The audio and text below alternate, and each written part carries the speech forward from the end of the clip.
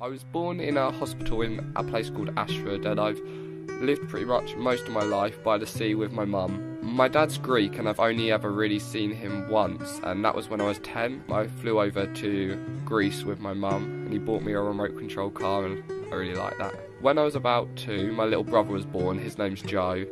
I kind of liked having a little brother because it was someone to look out for. I went to 2 different schools when I was young, and my mum used to love dressing me up for the fancy dress days, and one day she dressed me up as the snail from Magic Roundabout. I loved school and I always really loved learning, but despite this I was a little bit of a naughty kid at school, and one time I had a fight with the biggest bully in school, and the only way I won was by taking off my shoe and hitting him with it.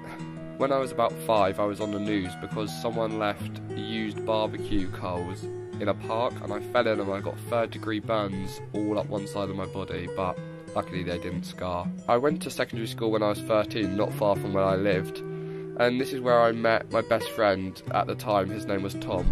Tom was very different from all the other kids, and I think that's why we got on so well. We used to do silly little things like find dead frogs and put them in jam jars for 4 months to see what would happen to them. I loved secondary school and I never really got bullied, even though I was really weird. And I think mainly this was because I was kind of the class clown. I had my first job when I was 13 doing a paper round, and I had to wake up every morning at 6 AM to deliver papers. I've always loved working and actually having a job, and since the age of 13 I paid for all my own clothes, but I guess that's mainly because I love shopping. When I was at school I met probably one of the most important people in my life. My art teacher, his name's Mark Thomas. He was kind of one of these teachers that would never let you call him Mr. Thomas. It was always Mark, and he was always really inspirational to me. I'd spend all my lunch breaks in his classroom and he'd teach me how to edit photos and videos and generally teach me that I can do anything I want in my life.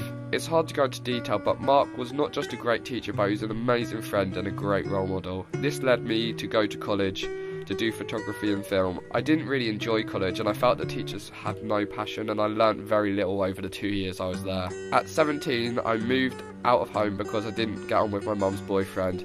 That was quite scary and I didn't really like where I moved to.